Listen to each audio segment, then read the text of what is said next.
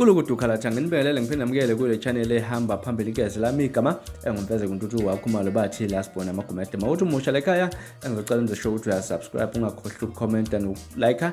nokushare okukhulu kunakho konke. Ngenza kwethu igidangoma likaDumakahle liyaxolisa ngalikwenzile okubi kwigidangoma likaSicebi umfoka Dlamini. Kuzokhumbula ukuthi uSicebi kanjalo noDumakahle zinsizwa lezi engabhekani engengoma lapha mangabe kuthiwa kuyancoka eyizona insizwe encikwayo lapha kuye kwafika lapha ekuthenini igidangoma likaDumakahle kanjalo futhi negidangoma likaSicebi umfoka Dlamini elifake lapha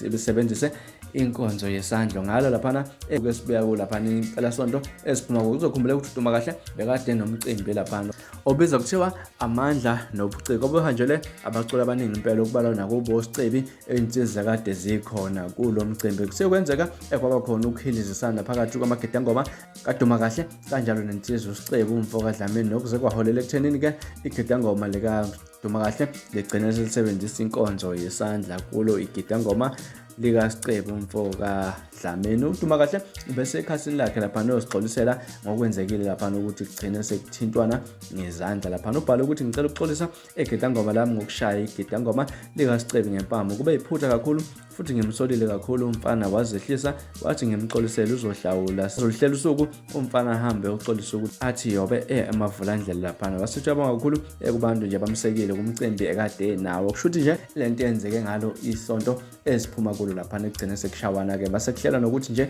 bazozama ngakho kusemandleni ukuthi kube khona abakhiphayo ukukhombisa ukuthi baxolisa nokuyinhlawulo. Mhlawumbe ngakuthini okwakuphawula hlanu no-comment section sikhulume ngalo ludaba ngaza kwethu bekulona udaba nginibekela namhlanje kwesenkezi ungakhohlwa ukusubscribe ukulike nokushare nibe nosuku olumnandi ngaza kwethu nginthanda kakhulu.